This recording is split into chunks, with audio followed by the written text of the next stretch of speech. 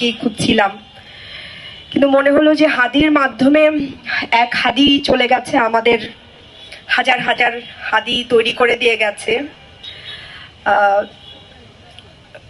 সত্যি বলতে এখানে দাঁড়িয়ে একদিকে একটা অনুভূতি হচ্ছে যে হাদি চলে যাওয়ার মাধ্যমে একটা জাতিকে, এই যে সংস্কৃতিকে বাঁচিয়ে রাখা এবং সাংস্কৃতিক লড়াইটা যে কিভাবে করতে হয় এটা দেখিয়ে গেছে। এবং আমি আশা করি এই যে হাদির জান দিব জুলাই দিব না যে যে অনুভূতি, এই অনুভূতি এই ইনকিলাব মঞ্চের যারা আছে তারা বাঁচিয়ে রাখবে এবং বাংলাদেশের প্রতিটা কর্নারে কর্নারে এই হাদির বার্তা পৌঁছে দিবে।